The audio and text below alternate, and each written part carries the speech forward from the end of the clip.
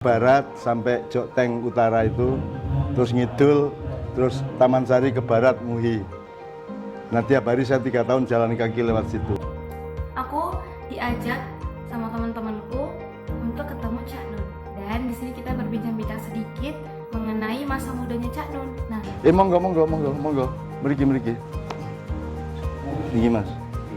Tapi orang NU juga nganggap saya orang NU, ya enggak apa-apa lah. Lu wong dipinjami kok. Dipinjami mobil, sekarang malah ngaku itu punya dia dan minta BPKB-nya. Loh piye to ya? Loh kamu dipinjemin kok.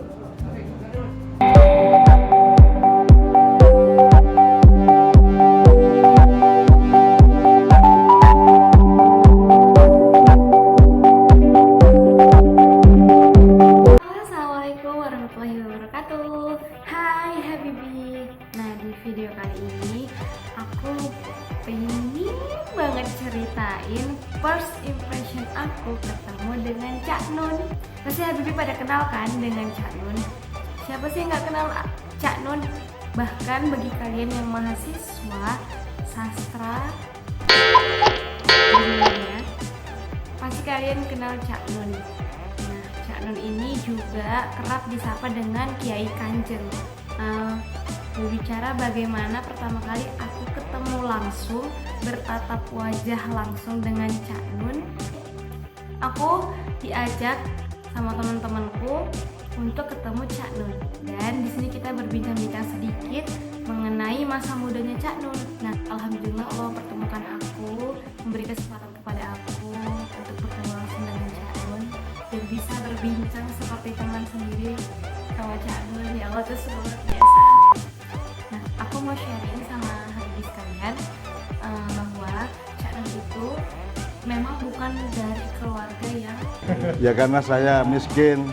Kalau Busro kan orang tuanya jelas, rumahnya jelas. Saya kan tidak jelas.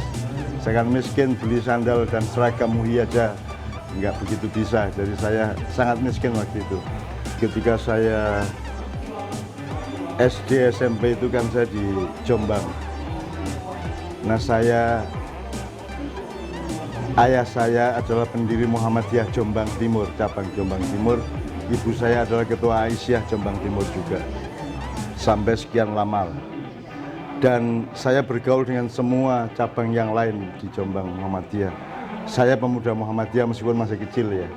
Saya pemuda Muhammadiyah. Pasti bukan Nasihatul Aisyah ya, tapi pemuda Muhammadiyah.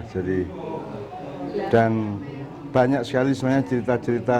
Jadi saya itu ketika berumur belasan tahun, di atas 10 sampai 17 itu ya, itu atmosfer saya Muhammadiyah.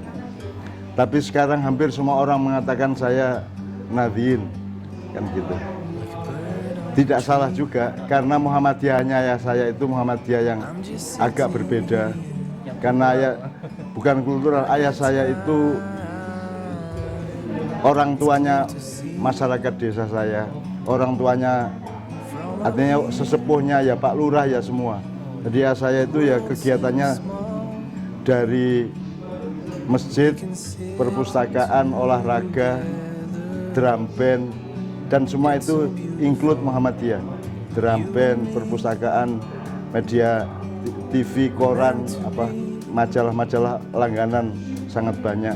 Jadi saya mendapat atmosfer intelektual itu pertama-tama di lingkungan Muhammadiyah yang dianu oleh ayah saya, termasuk terbangan ya. Ayah saya juga mimpin tahlilan, yasinan dan seterusnya, karena ayah saya tidak memaksakan apa-apa.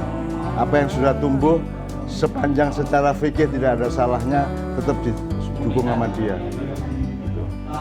Nah itu saya itu sampai kira-kira menjelang SMA ya.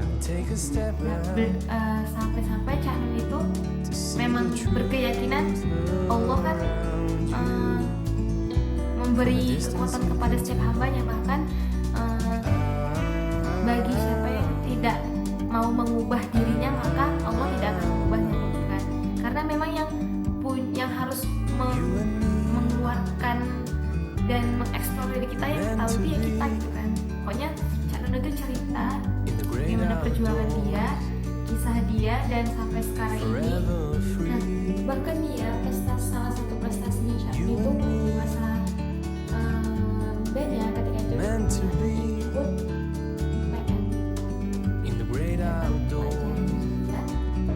dan saya aktif di IPM dengan semua kegiatannya, termasuk pada suatu hari kita bikin majalah Kuntum itu. Sampai sekarang masih hidup itu? Alhamdulillah, ya. Nah, kemudian diteruskan adik saya 2 masuk ke MUHI juga 3 tahun setelah saya bareng sama Ebit. Jadi Ebit itu saya keluar dia masuk.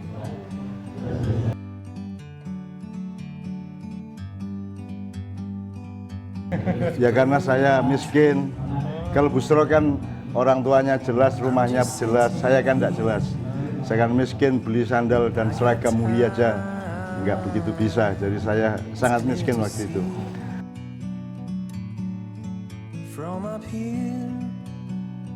Jadi saya kalau sekolah lewat depan rumahnya Busro dari Perempatan Girjen itu ke barat sampai Jokteng Utara itu, terus ngidul, terus Taman Sari ke barat MUHI. Nah tiap hari saya 3 tahun jalan kaki lewat situ. Busro naik sepeda, saya jalan kaki.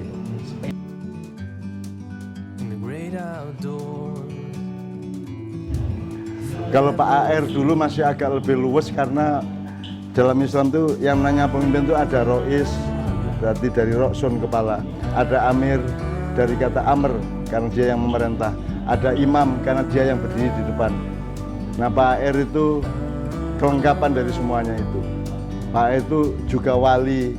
Wali dalam arti dia mewakili Allah ke semua anggota Muhammadiyah. Nah Pak AR itu punya kelengkapan. Tidak seperti ketua-ketua sesudah itu, dan Pak AR tidak pernah membawa misi-misi yang sifatnya eksklusif atau fakultatif, karena yang nomor 1 pada Pak AR adalah kelengkapannya itu, keutuhannya sebagai manusia. Abdul Razak Fakhruddin ya. Abdul Razak Fakhruddin. Jadi bedanya pemimpin dengan Pak AR adalah kalau pemimpin itu dia fakultatif biasanya. Kalau presiden misalnya gini, ya'muruna bil ma'ruf, terus yad'una ilal khair, itu kan 2 hal yang berbeda.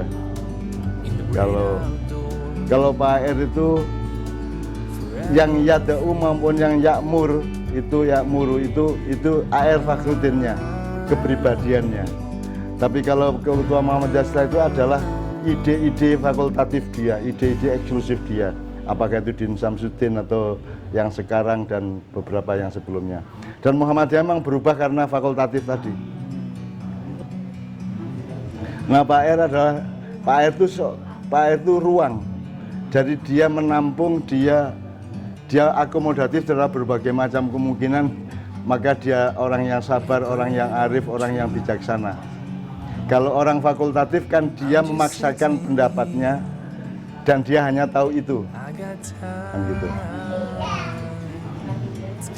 Nah kalau Pak AR kan universitas dia, bukan fakultas.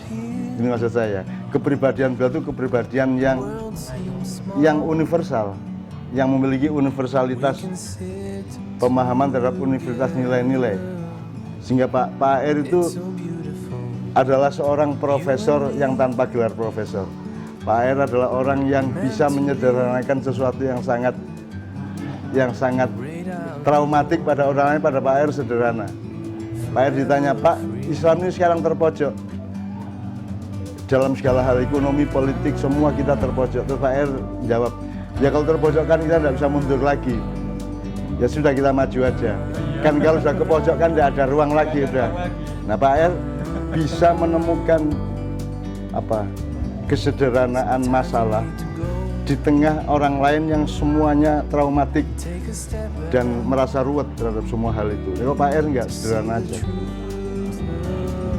Makanya Pak AR sangat dekat di hati orang karena dia memimpin dengan hatinya atas support pikirannya, tapi yang nomor 1 hatinya. Kalau sekarang kan tanpa hati, Mas.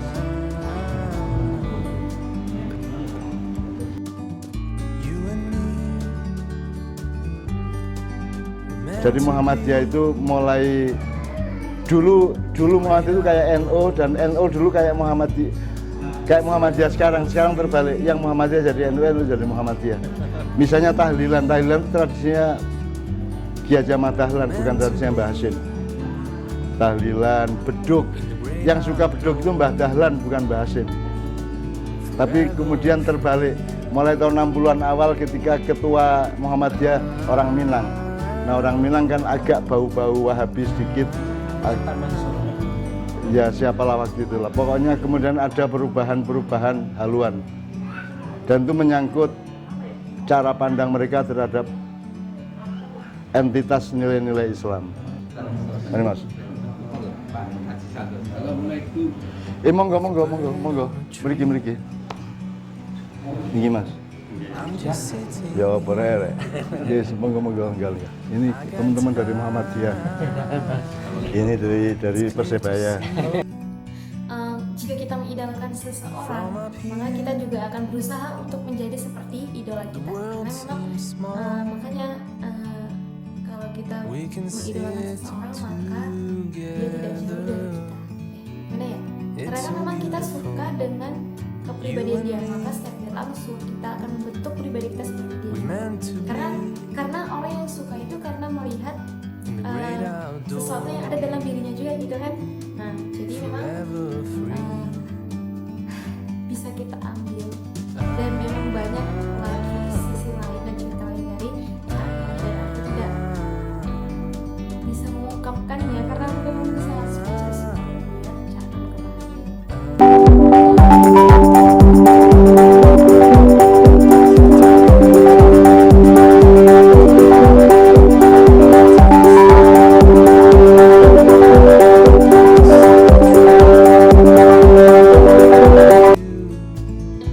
From a distance you can tell.